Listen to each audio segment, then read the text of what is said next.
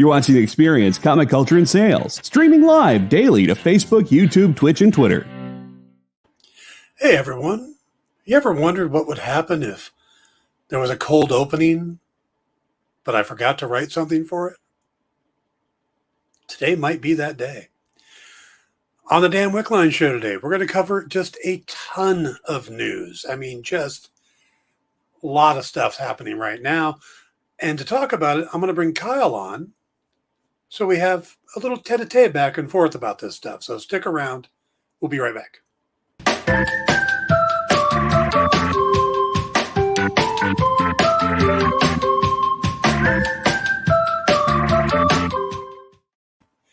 Good afternoon, everybody. Welcome to the Dan Wickline show here on The Experience.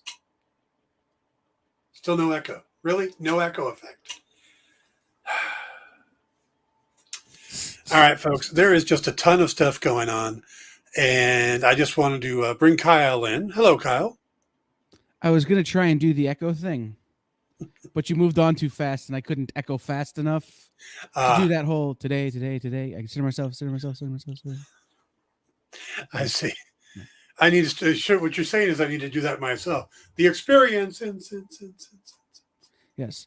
Or in my favorite as growing up as a child of the 90s, Repairman, man, from all that. I just want like one of those, now you know, things for the All right, I'll make you one. Okay. All right. I mean, I'm making you a new entrance, a new opener for tomorrow anyway, so. I did not know that. Finally. Yay. Well, I find myself with copious amounts of time.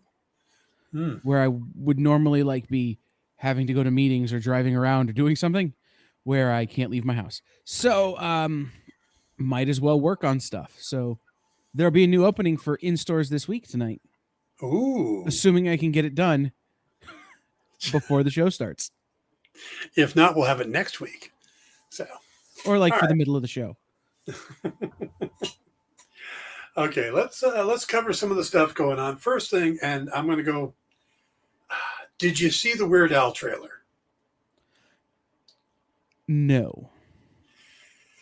They dropped the trailer for Weird, the Al Yankovic story, which is strange to me because just hearing the name Al Yankovic doesn't sound right.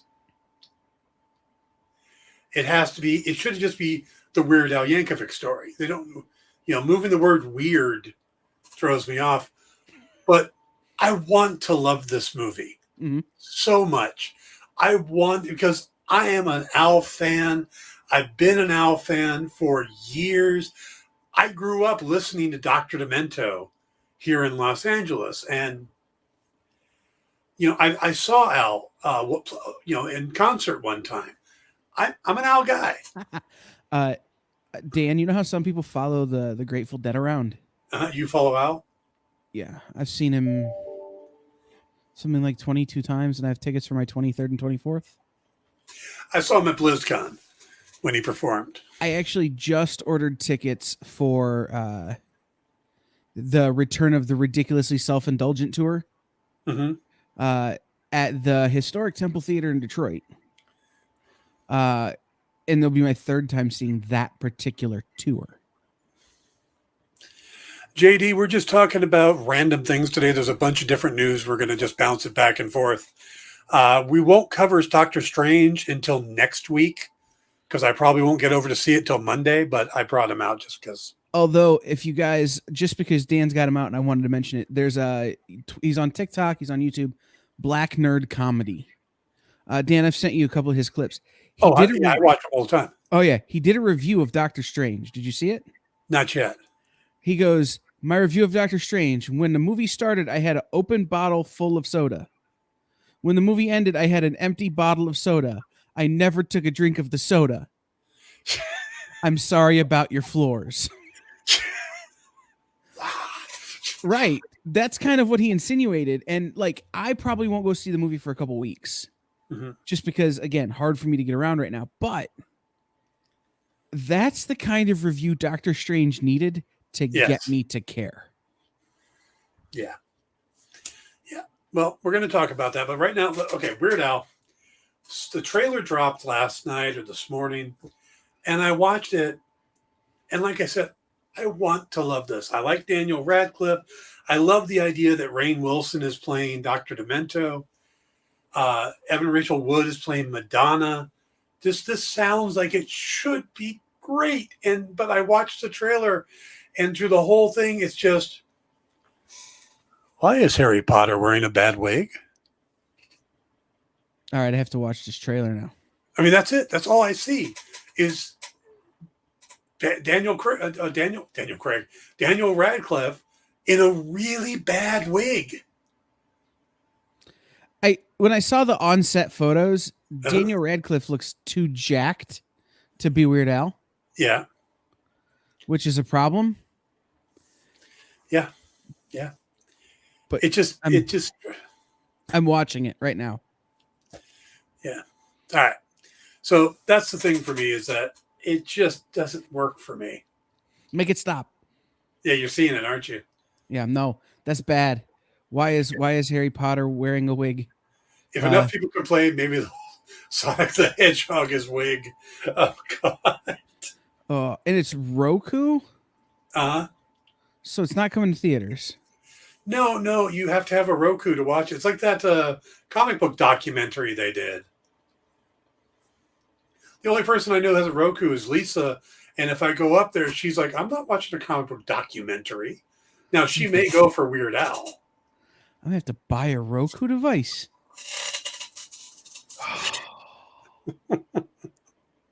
Weird Al deserves better. He does. He absolutely does. If nothing else, this should have been a UHF sequel. Who would you cast? A no-name. Someone who I've never seen before. Though there's a friend on Facebook named Matt Kinner, who's in the comic industry. He does stuff like that. And he always cosplays as Weird Al. And he actually was pushing to audition. There's a dude on SNL called Mikey Day. Oh, I know Mikey. Yeah. That I think would be good. You know, his face doesn't really look like Weird Al, but I think because he's kind of lanky and skinny, he could pull it off. Uh-huh. That being said, I think Al should play Al. I was about to say the same thing. If they can de-age all of those guys in that Scorsese movie, they can de-age Weird Al. Yes. And he hasn't aged much anyway. No, he ages like a fine pizza. Or if I really wanted to go out there, Lin-Manuel Miranda. So Bermuda Schwartz is a friend of mine, Al's drummer. And he posted on his social media, that he wanted somebody to play him that looked nothing like him. Yeah. But was an actual drummer. So he had gone, can we get Chad from the Chili Peppers to play me? And everybody will think it's Weird Al, or everybody will think it's Will Ferrell. So it'll work on a couple of levels. That would have been funny. Right. No, so just shout out to John Bermuda Schwartz for being the thing I now look forward to watching in this movie. All right, let's go on to something else. What else we got here in our big news? Did you see the other Doctor Strange news? Which one? It comes from the People Are Awful file. Disney has had to turn off commenting on all social media posts and all YouTube videos having anything to do with anything that might have Doctor Strange in it, because people who have seen it were going in and spoiling the movie. Oh, man. That sucks. That absolutely sucks. I mean, I know that there was a huge photo leak or clip leak that, from what I understand, really gives away a couple of the big cameos.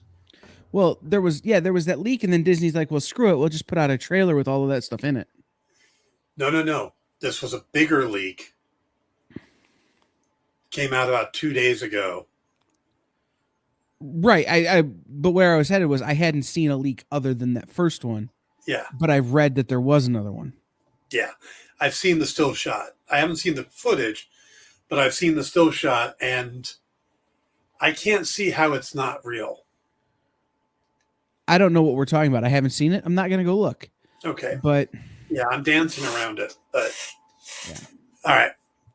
Saw this just before I came on, and it's one of my pet peeves. One of the websites out there, and there's a bunch of crappy little news sites that will put anything up to get you to click on it. This one said Zac Efron says he would be interested in joining the MCU if the right character came along and they want me to jump in. Which pretty much means that Zac Efron is a human alive an actor would be interested in playing a part that he would get paid for. How is that news? Just saying, well, X actor wants to play Y role. I mean, unless Robert De Niro comes out and says, hey, I want to play Dr. Doom, that would be news. An actor fantasy casting themselves is news. Right. Saying, I want to play Archer, or I want to play Armstrong in a live-action Archer and Armstrong movie. Is that news? I would like to play the Blob in a forthcoming X-Men movie. You don't even got to pay me. Like, you could pay me half what you're paying Robert Downey Jr. Don't care. I'm good with that. Okay. Half of what they would pay Robert Downey Jr. would still be a fortune. No, right now it's zero because he doesn't have a contract. I bet he's. I'm willing to do it just to do it. Yeah.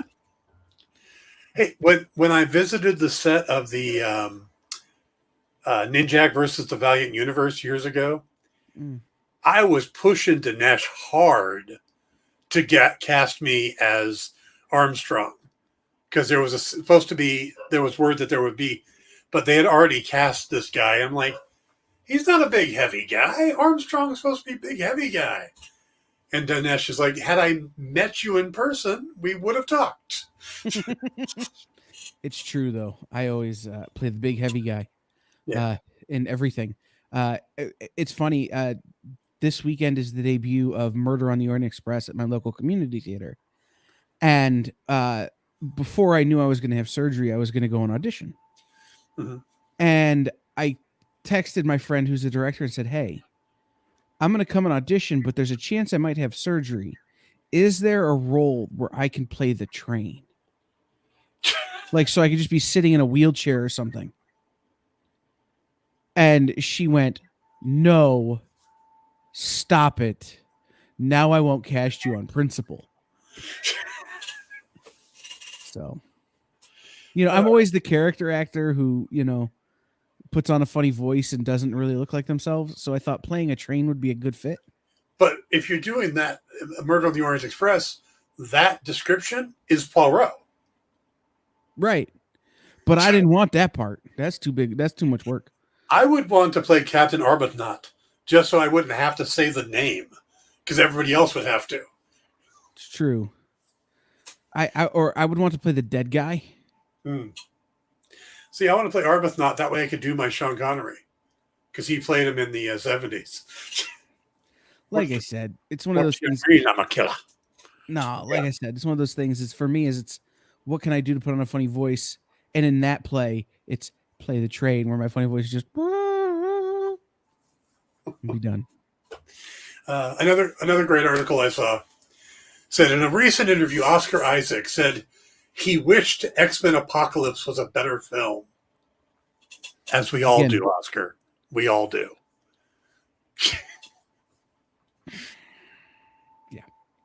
Yeah. I have no comment on that, only because and the sky was blue and the grass was green and bears poop in the woods.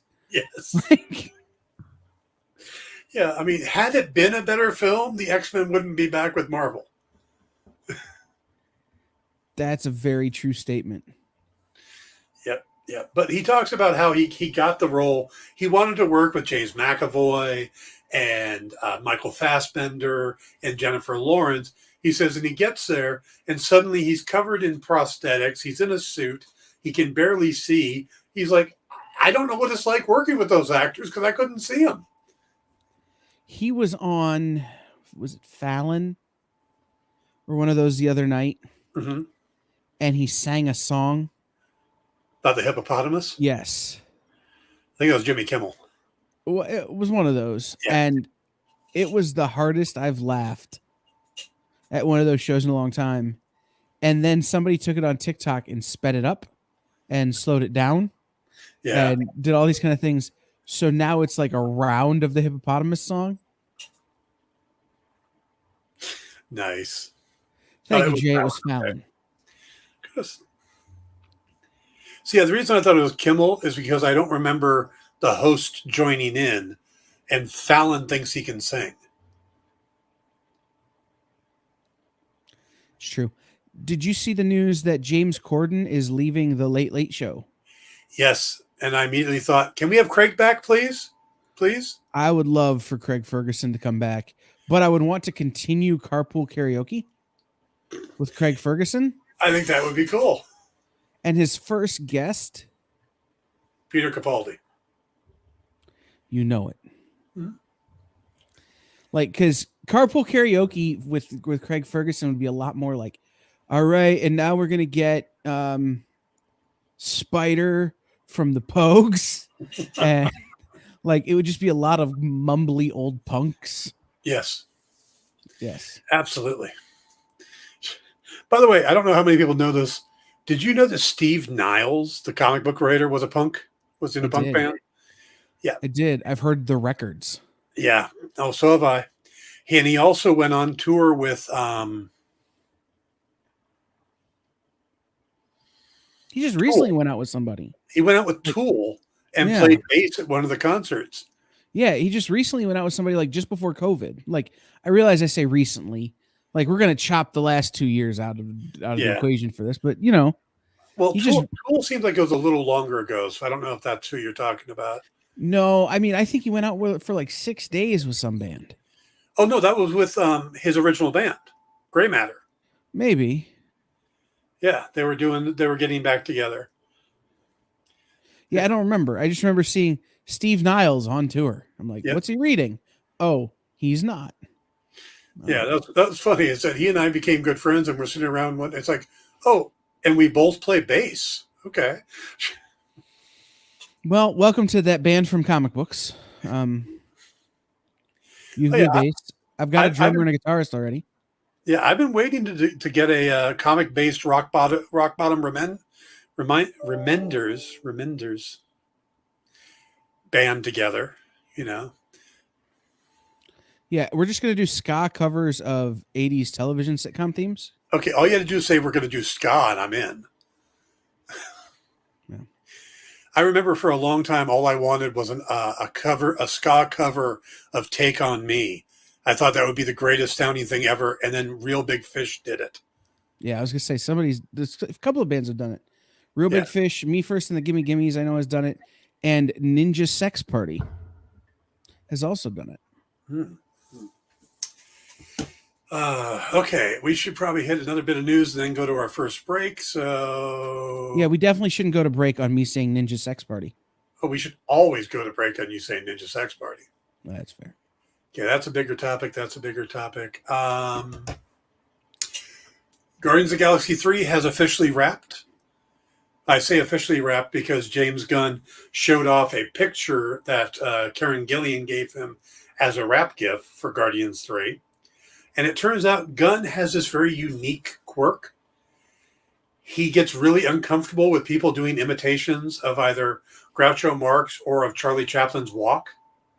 Now, if someone does that specifically to annoy him, then it doesn't bother him. But if somebody is doing those things sincerely, it gets to him. I can see that. I can see why that would bother you. Chaplin's now walk, I'm just picturing it. Chaplin's walk, I could see, but Groucho's great. You know, I mean, it's the big steps thing, right? It's like it's Groucho taking the giant, oversized steps, almost like in that Monty Python sketch, you know, the funny walk sketch. Like, I can see that being the thing that gets him going. He would go down to like almost a duck walk, and then do the cigar as he walked. You know, he was like, and he bent knees. Yeah. I could see either of those bugging people just because. Say the magic word. Why are you doing that? What? You know. Yeah. So if you sincerely do it, you bug James Gunn. But if you do it to irritate him, it doesn't bother him, which is kind of weird. It's like telling Dan dad jokes. If you sincerely tell him a dad joke, it only gets a little mad. If you do it to make him mad, he gets real mad. By the way, have you seen our newest bumper? I saw the chicken salad, egg salad joke. Okay, good. I wanted to make sure that you knew we made a bumper based on your joke. I did. I was very happy about that. Not often I get to actually make up a joke. So it's true. I love that joke. All right. We are at our first break. Let's take a quick commercial. We will come back and we're going to talk a little bit about DC Comics and some of the mess that they're in. So be right back.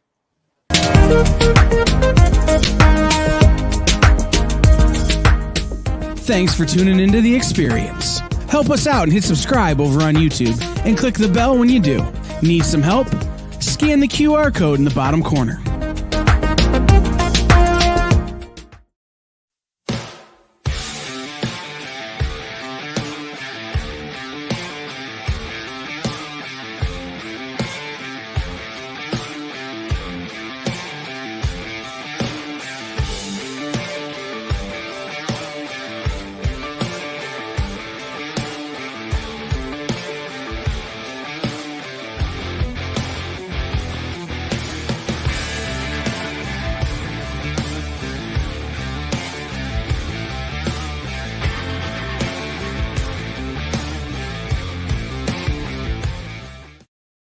Did you know that every Experience show, including some exclusive content, streams on Twitch? Check it out, twitch.tv/the_EXP. Or just scan that QR code.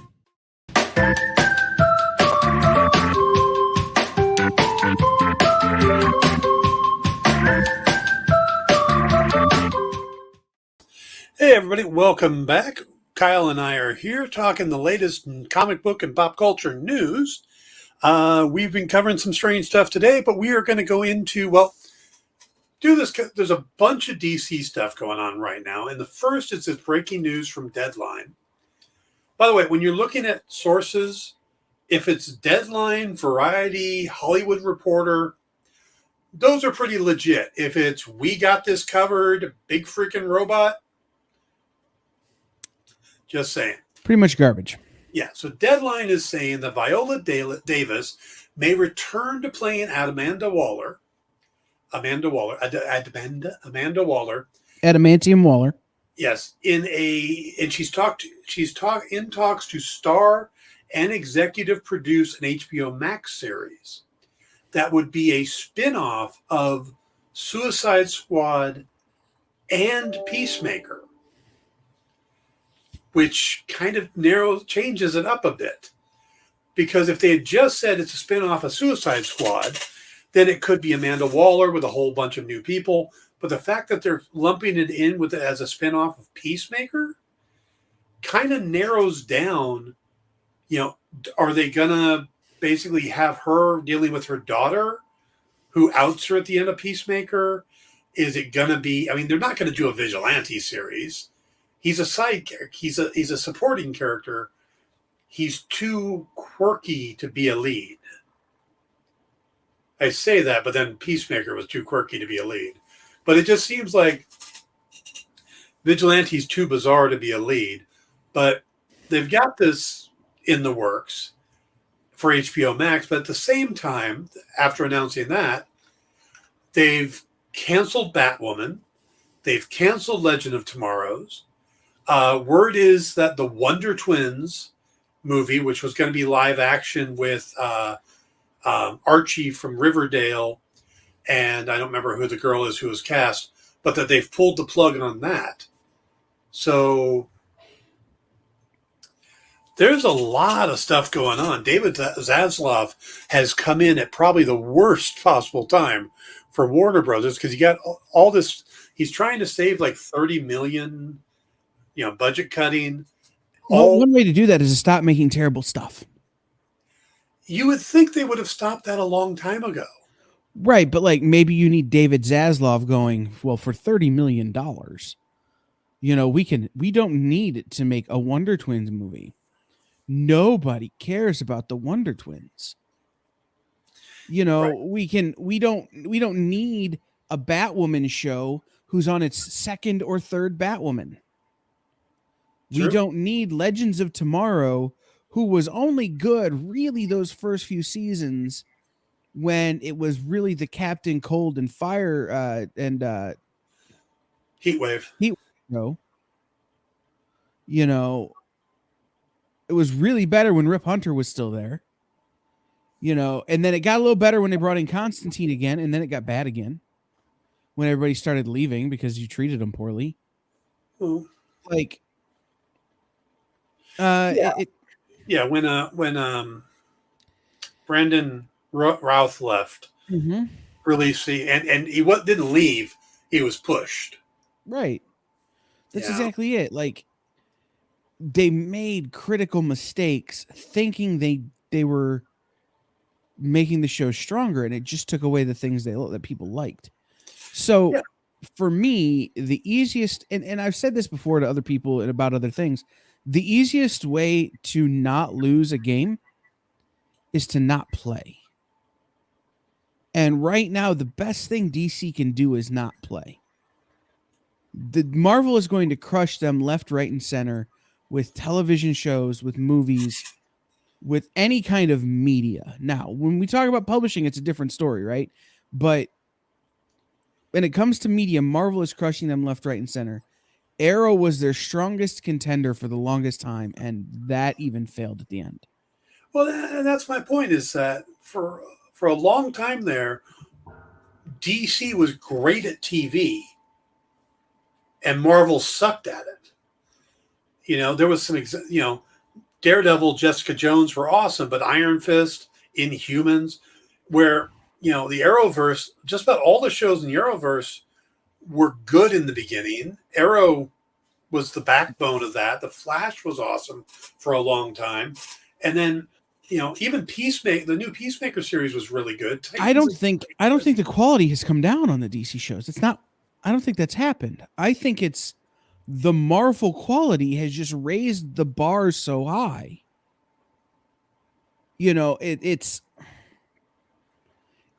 I'm going to make a sports ball analogy, and it's not even a sports ball analogy I'm equipped to make, but it's like we're competing in the high jump and a guy comes over with a pole vault pole.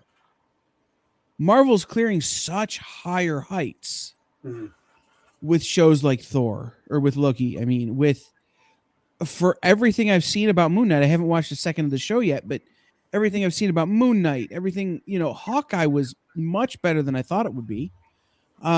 These shows are just shooting higher and higher and higher to where the shows are coming in at a movie quality program.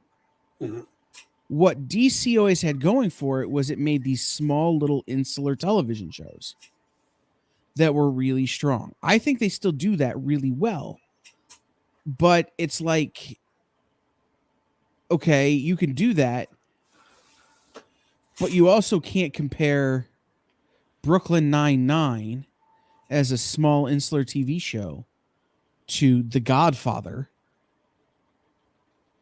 as a set of movies, right? It doesn't work. So I think what DC needs to do, and I said this earlier, after The Batman came out, take a break. Don't do anything. Reset your universe. Refigure what you want to do as a brand, because now you have Discovery in the mix, who owns, DC, and you still have your Warner Brothers, and you still have all this other stuff. Stop. Figure out what you're good at and do that. Yeah. The thing DC has crushed Marvel at for a really long time is the animated adaptations of the comic books. Things like Gotham by Gaslight, the animated adaptation, was phenomenal. Marvel doesn't do any of that. They're not even in that game. Go do that for a minute. And then in a year, 18 months, something like that, come back and say, okay, we're going to announce this. Do you think the difference between Marvel and DC is the leadership? I think the problem is structural in the way their universes are built.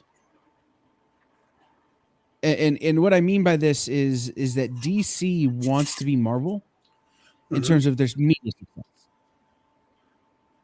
But Marvel built their success on Iron Man, which when they launched the Iron Man movie wasn't a huge seller. On the Avengers, which was a cornerstone of the Marvel universe, wasn't a huge seller at that point. Like, they built their universe around the strongest characters, Yeah. not necessarily the biggest known characters. It does, So, yeah, it does feel like DC's rushing. Right, DC keeps going back to the Superman, Batman, Wonder Woman Well, guess what? It's easiest to mess up. The stuff everybody knows like the back of their hand. Superman, Batman, and Wonder Woman. You want to make a movie that is going to stand out and be like, oh, DC came with something. Make a Martian Manhunter movie. A character, or make Swamp Thing. Well, a character people love, but that isn't essential to your universe's existence. Aren't they kind of doing that with like Shazam? That's a good point. And Black Adam will really bear out a lot of that, I think. Mm-hmm. Because when Shazam came out, it was so unlike the rest of their movies. And it's, in my opinion, the best DC movie ever. The Batman is probably a close second.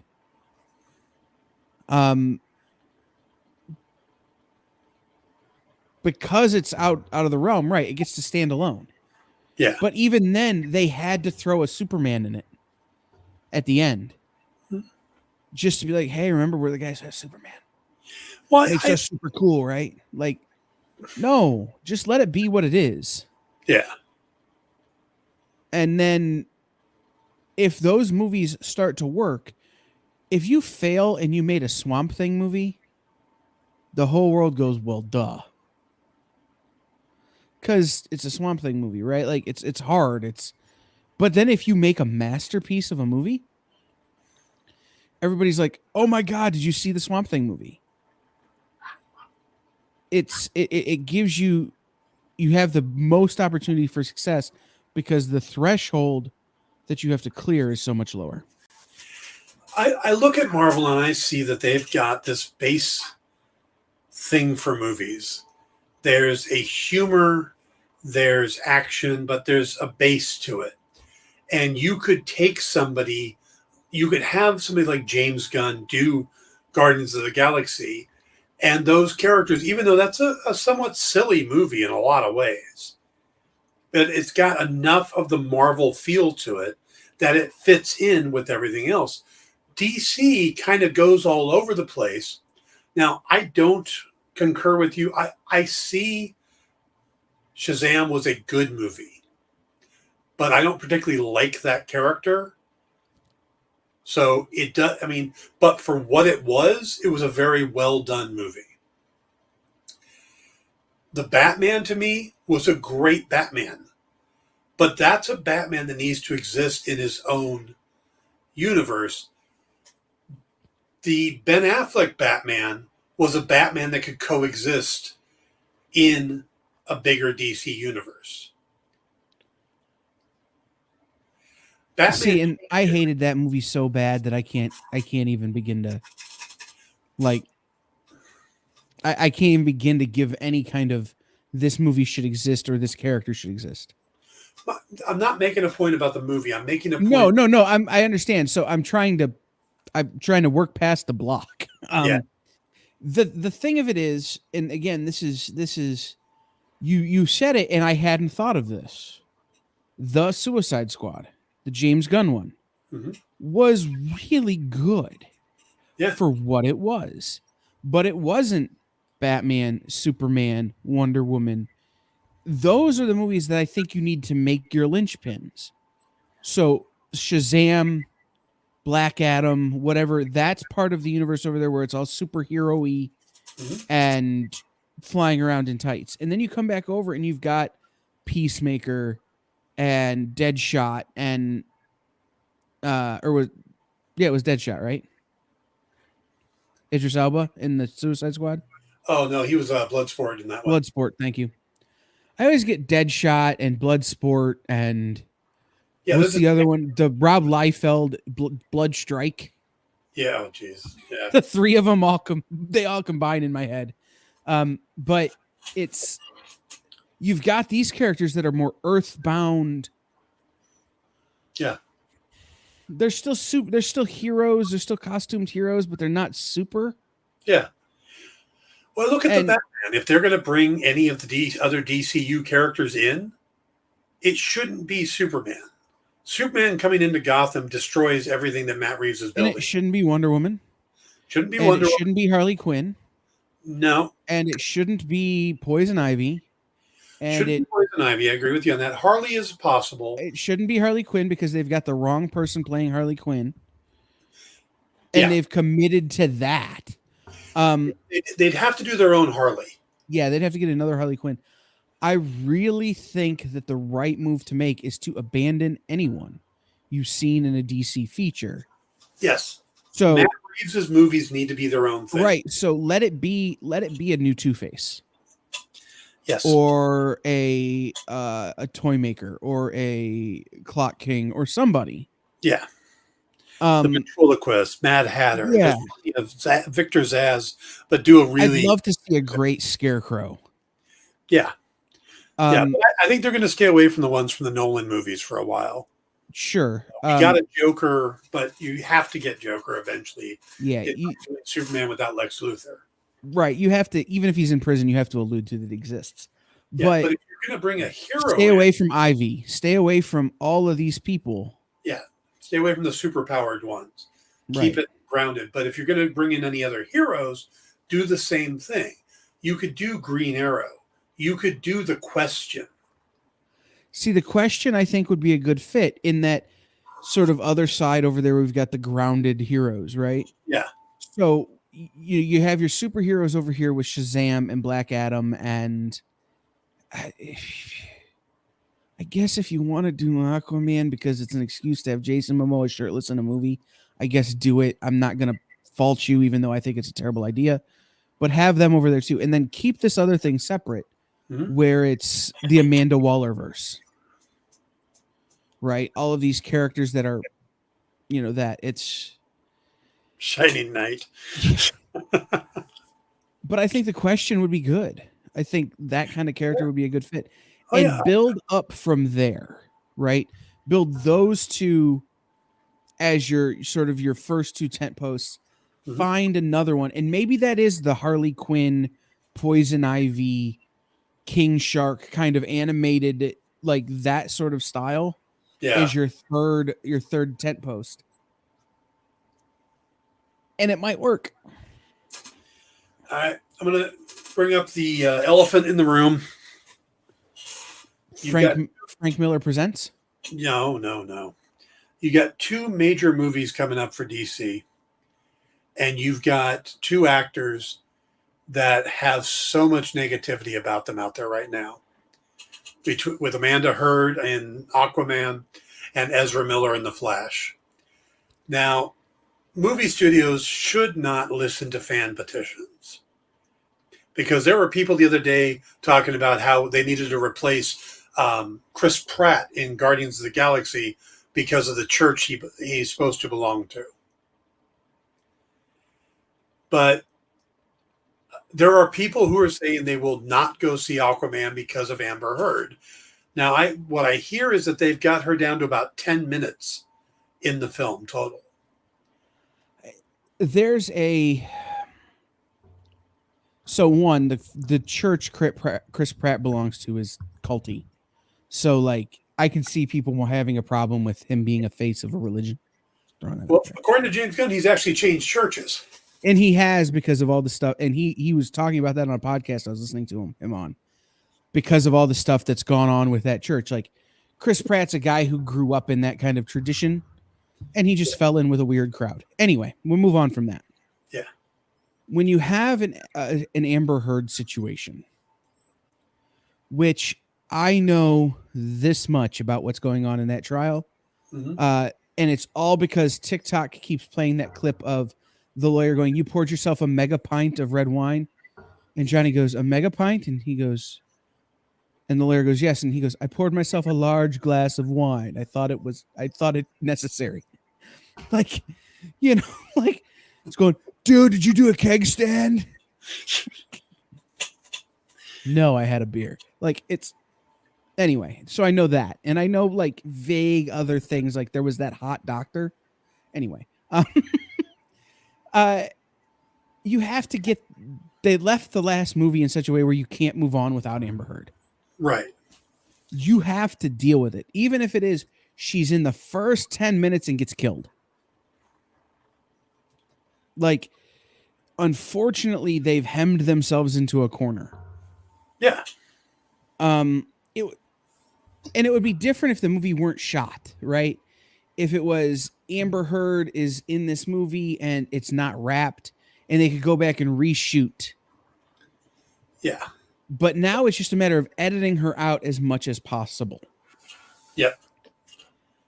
And anybody who's ever edited any film knows there's only so many frames you can cut before you're like, might as well just reshoot. So yeah. I understand. I don't like it. But I also think that understanding that what's done is done. Yeah. It's like with Death on the Nile, with everything with Armie Hammer. There's no way you could go back and reshoot that. There are so many big stars in that movie that you couldn't get them back. He's too big of a role in it. So, right. Your only other option is to shelve the movie. Yeah, and they pushed it back as far as they could, but it still did okay. It didn't do great, but it did okay. And they're still talking about doing a third. Wait, it came out?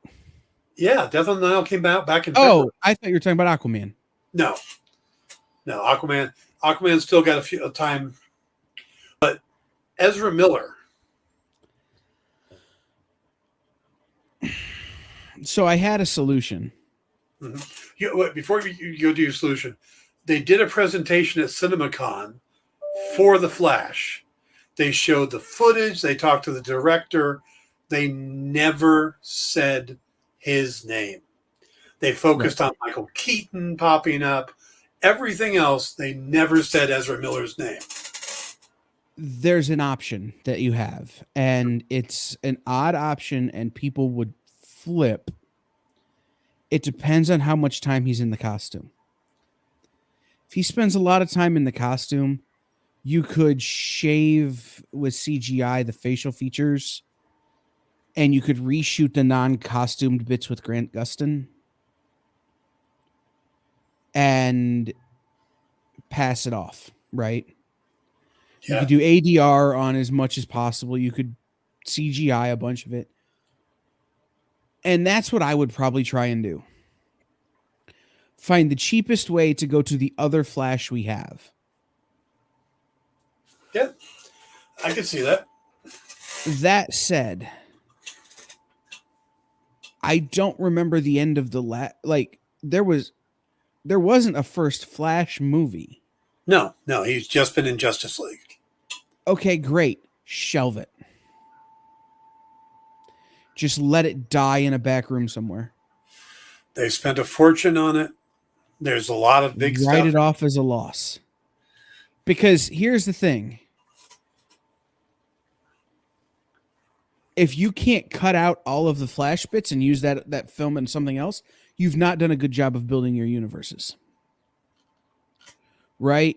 Could you take clips from this movie and put them in a future Justice League movie or something where you don't have to have Ezra Miller in it at all? But my thinking is that rather than starting what could be a franchise style universe,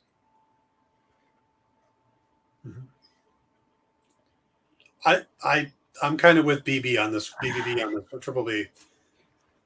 I would just not release it or direct to DVD. Throw it on HBO Max and just be done.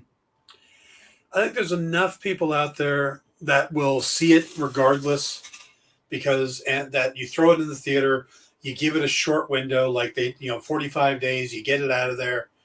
throw it up on HBO Max, and then let it fade away. Yeah, and that's fine. And like BBB, said, put it out and move on and don't change a thing. Well, that's what they're doing with Aquaman, right? Like it's coming out. It is what it is.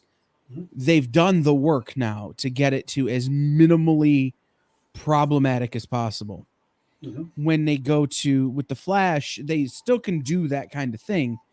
I'm just trying to come up with creative solutions for that. And the one I can come up with is find a way to remove Ezra Miller as much as possible. And if you can't, just take the loss.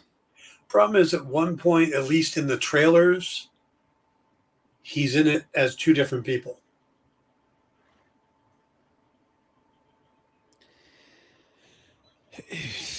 Yeah, this one's a mess. Yeah, having not seen it, I just couldn't tell you. Yeah. All right, we are at our second breaking point. Let's do a quick commercial. We'll come back, and we're going to talk about the Fantastic Four movie and a few other quick notes. So be right back. Join the party. Head over to our link tree to find all the links for everywhere the experience is all the time.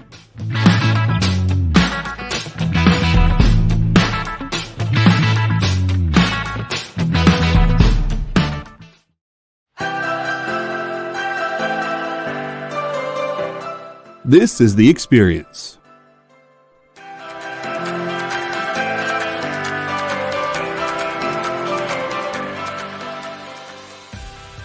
Good afternoon, everybody.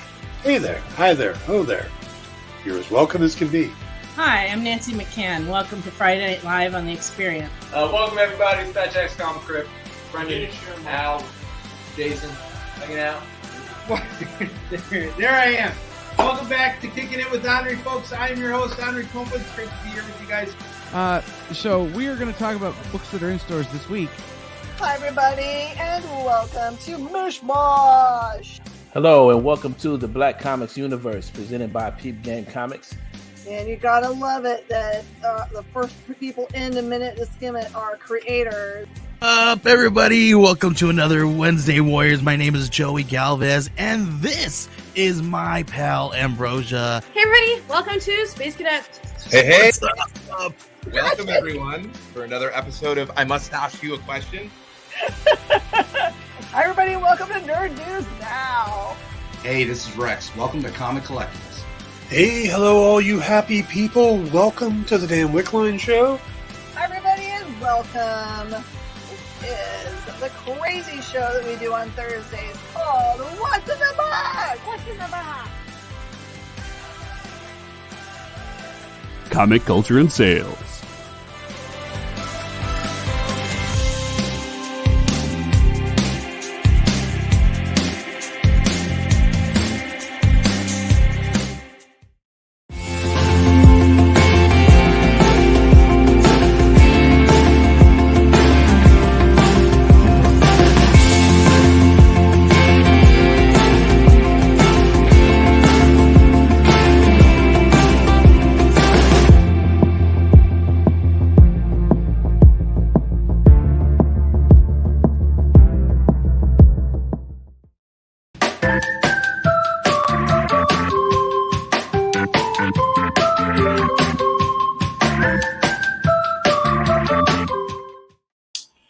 Hey, everybody, welcome back to the Dan Wickline Show here on The Experience.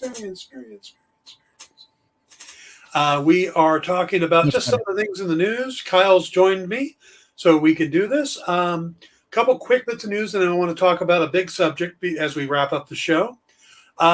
Keep an eye out for the fact that Marvel has changed, referring to the finale of Moon Knight. They were calling it the series finale. They're now calling it the season finale. They actually put up a post yesterday hyping it that said series finale. They deleted it. 2 minutes later, put up the same post with the word season. Does that mean anything? Could be. Another thing is, do you guys remember the Incredible Hulk movie with Ed Norton? The director of that, Louis Leterrier, who also directed the Transporter movies, has signed on to do Fast X since Justin Lin left. And I got to tell you, I think the Transporter movies as a whole were better than any of the Fast movies. So this can only be a good thing. But yeah, okay. Yeah. And then the other one piece of news is last night was the Doctor Strange opening, red carpet premiere. And I was seeing photos from that popping up on Twitter.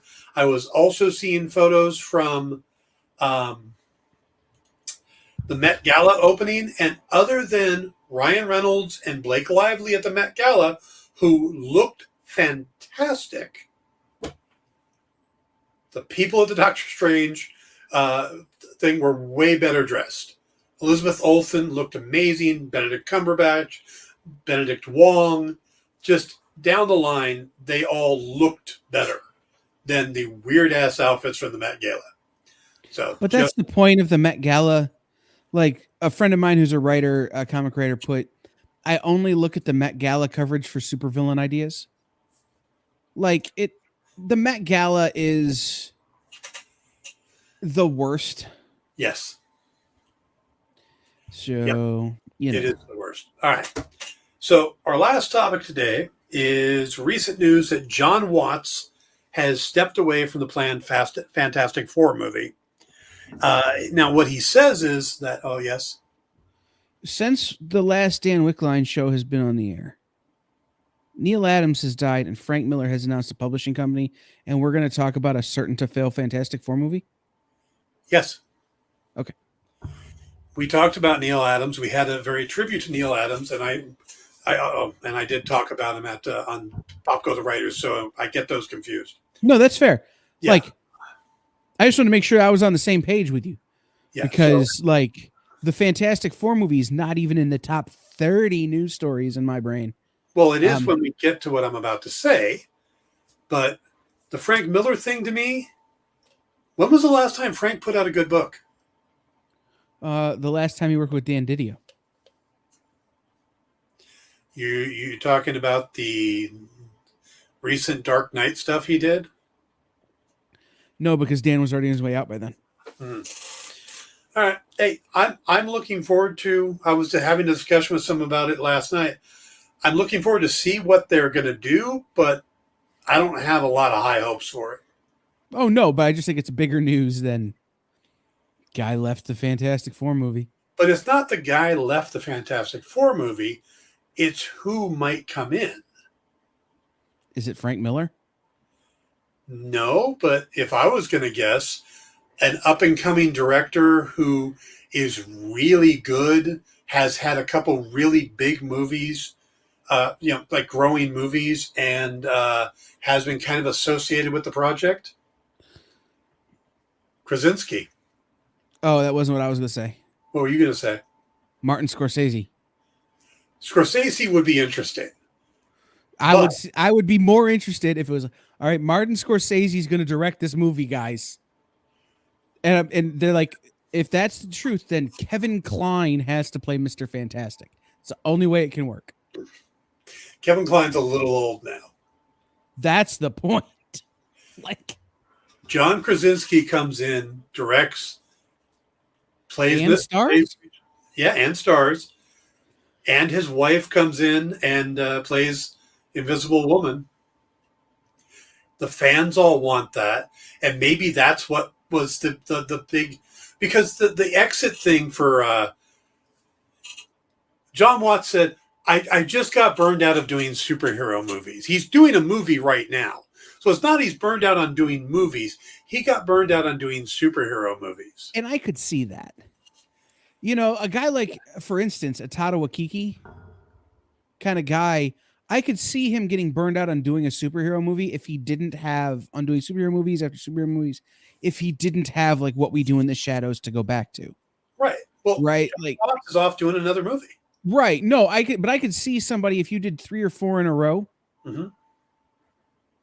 I could see that being a real thing. And I'm going to go make an indie movie. Yeah. And to me, the most logical person before thinking about Krasinski was Peyton Reed, who wanted to do Fantastic Four before, has pitched it a few times, and he's doing all the Ant-Man movies. But Krasinski makes a lot of sense because so many people want. I mean, Marvel is starting to kind of listen to people, listening to the fans, bringing back all the Spider-Man, doing all the things that people have been calling out for. I'm not saying it's happening, but with the success of A Quiet Place and A Quiet Place 2, turning to Krasinski could be, plus the natural connection between Krasinski and his wife as Reed and Sue. I mean, that could be really good. Ooh, and they could get Zac Efron to play Human Torch. No, if that's the case, then Human Torch has to be played by Rainn Wilson. Dr. Doom has to be played by Steve Carell. Or you could really flip those. I'd be fine with it. What about Rainn Wilson playing Ben Grimm? Voicing Ben Grimm. Yeah, okay. We could go that direction. I was gonna say Ben Grimm has to be played by Brian Baumgartner. Okay, we're not bringing in the cast of The Office. Just the only way I'm gonna accept it. Right. Then now, John, if he's just starring or just directing, then and I could still see him putting Emily Blunt in because I think she's really good casting. Yeah. As the Invisible Girl. Mm-hmm. But I don't want John Krasinski to star in and direct. I want him to do one or the other with this movie. And I think him directing it is a great fit too. Yeah. I think his sensibilities are strong for this movie. The other person that I thought might be a good director for it would be a Spike Jonze type person who's going to make it a little weird. Really lean into that kind of nuclear age feel of early Fantastic Four. Someone that I thought of the other day after seeing, thinking that thing in mind, seeing the clip for her latest movie is Olivia Wilde. Yeah. With that movie, Don't Worry, Darling, that has that 50s feel to it. And, but if I had to guess right now, I'm thinking they're going to go with Krasinski, both starring and directing. I just don't think that's a good idea. Oh, I don't know if it's a good idea or not. I just think that's where they're going to go because I think that would be a huge boon news cycle. Jay, if we were going to do Paul Thomas Anderson, we'd have to do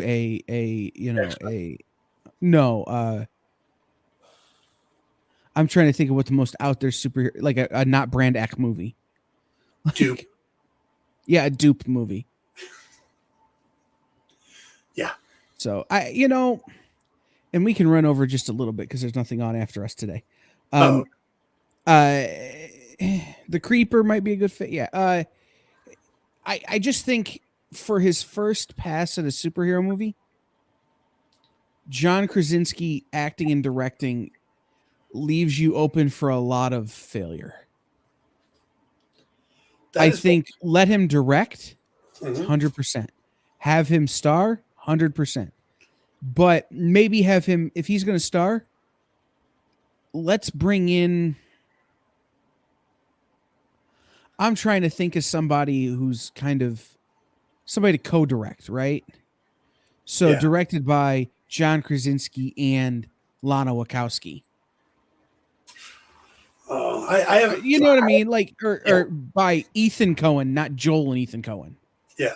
Like John Krasinski and Marty Scorsese. Like, Yeah. But then I think if he did direct it on his own and starred, I think he would tone the Reed Richards part of it down a bit. And maybe that's my problem is that I don't want a small Reed Richards part. We got that once. Yeah. I want big old Mr. Fantastic, literally the seed that sparks the ruin of the universe. Like, because people don't think about that, right? Like, without Reed Richards, you don't get so much of what goes on to destroy the Ultimate Universe and the 616 universe several times and Kang and all of this other stuff. Like, you need Reed to be this big character. So to tone it down because the same person is acting, directing. I think the central part of this movie needs to be a rom-com with Reed and Sue, who also have Ben Grimm and Human Torch out there. I like they're the third wheels. I want to see it go full sci-fi. And you know that would be a good fit too. Like, you know, but I think if you're gonna make it feel like the traditional superhero movies feel, I think you have to lean into the this is Reed and Sue, and they have these two weird friends, right? That one's a rock and one's on fire all the time. Yeah. But the other thing, all right, I will retract all of that I just said if they do one thing. Future Foundation.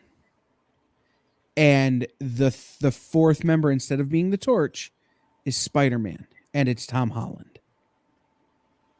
Because now I've got a believable superhero in Tom Holland that can carry a lot of that weight that would normally need to be carried by a Reed Richards. So you could pare down the Reed Richards part, have John Krasinski star as Reed Richards, and also direct, as long as he has an equal tiered co-conspirator. I don't know. I kind of like the idea of seeing what Krasinski could do, heading this up and playing Reed Richards. And you know the other factor for me, just throwing this other, who's the bad guy? Yeah, no Doctor Doom. Right. If it's Doctor Doom, you can't have him do both. If I was writing it, I would absolutely set it in the 50s, the dawn of rocket science. I would have them do their thing and end up in the negative zone, dealing with Annihilus and Blastar and the whole negative zone thing. And when they come out, have it be now. I like that. Or I think you do Fantastic Four 45 through 50. So really your high point is Galactus. Because the thing we know about John Krasinski from A Quiet Place is that he does really big, obscure kind of Cloverfield style antagonists. Yeah. Well, and so you could have Galactus just being this thing that's kind of looming, but they don't really know what's happening or what's going on. And then you get, who else do you get in that? You get in that same run, you could reintroduce the Inhumans in a usable way. But not make a big deal of it. They're just kind of there. You could sprinkle in some of the stuff we've been looking for without specifically punching at them. Yeah. Or following the Marvel formula, you have a 1950s space race between the U.S. and another country like Russia, and you create the UFOs as well.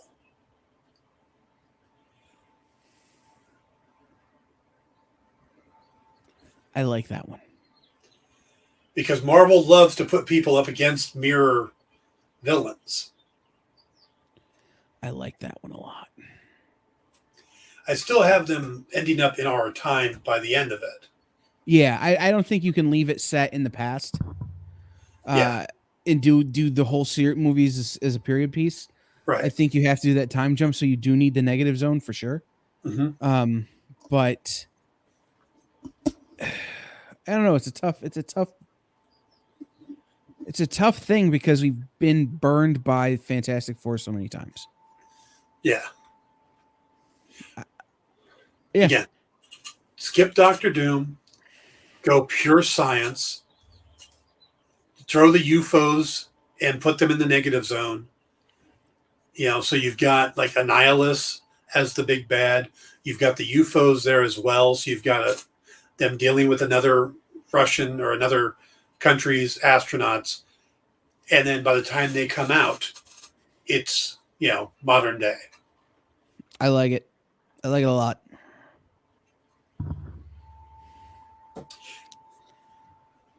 So it could be John Krasinski and Dan Wickline bring you the Fantastic Four. We could do this, John. Written by Dan Wickline, directed by John Krasinski and Kyle Northrup. Because, I have experience as a director of photography. Mm-hmm. So, we could do that. Yep. Not going to happen. Ain't nobody going to call me. We're going to wrap this up. Just coming up, no Black Comic Universe after this. But we are going to have our normal lineup of Minute to Skim It at 7 Eastern. Mm-hmm. And then Dan, Kyle, and Jay will be back with In Stores this week, later on tonight at 8 o'clock p.m. Eastern Time. Right, where we're going to talk about books like from Valiant, from Zenoscope, from Dynamite, from Humanoids. I don't think we've talked much about Humanoids books. No, I don't think we ever have. No. We got a Vault comic in there. We got, I think, the books from Action Lab. Yeah, we do have a book from Action Lab. Yeah. We have a book from Source Point.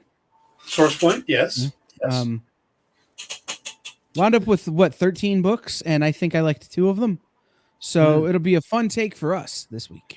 I liked quite a few more. I don't have to be the grumpy guy anymore. Thank you. Thanks for coming back.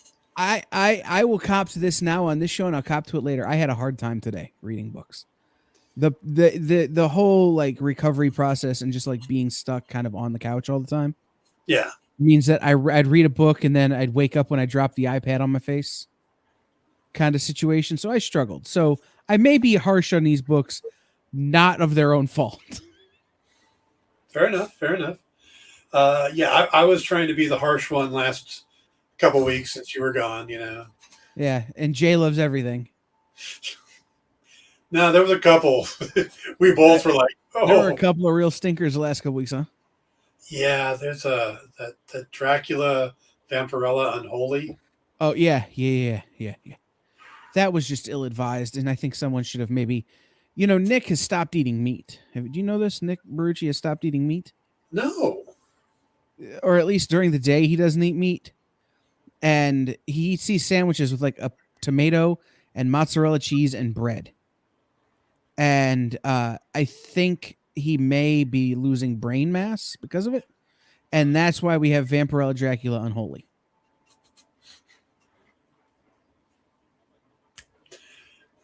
I'm kidding, Nick. We love you. You do. That book just hasn't figured it out yet. By the way, please hit the like and subscribe buttons while you're here. Thumbs ups, all those things. I always forget to do those, but Nick always pops up and reminds people. So hit subscribe. Yep. Tomorrow I'll be back to talk about Star Wars. Hopefully Kyle will join me, and we'll just chit chat about all the stuff going on with Star Wars and memories of the franchise. Being that it's May 4th, there's stuff happening with Star Wars. You're the one that said we needed to do Star Wars tomorrow. I was told that we needed to do Star Wars tomorrow. I didn't tell you. Oh. Well, you told me. That was a directive from above my pay grade. No, I'm kidding. It is May the 4th. May the 4th be with you. Yes. And with your Force Ghost. So tomorrow we'll talk about the upcoming Kenobi series, Andor, some of the other stuff they have planned, but also some of the previous movies and which ones, if there's any particular one you'd like to see them continue on. Do you want to see more of Rey and Poe, or maybe young Han Solo? Which movie should have had its midichlorians removed? Would you like to know the story of what happened between leaving that one planet and then going to destroy in Rogue One? The mid-story between those two moments in Rogue One? Yeah, I kind of do. Yeah. Couldn't they have saved anybody from there? Couldn't one person get off the planet to tell the story? And that's no moon. I don't know.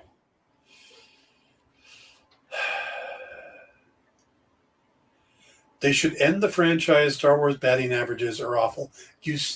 With the films, but you look at The Mandalorian. I would say J.D. Smith, Star Wars does not play baseball. So, their batting averages are bound to be because they're not playing. Wow.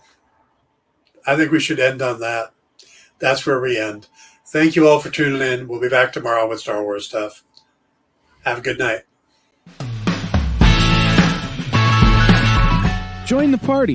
Head over to our link tree to find all the links for everywhere the experience is all the time.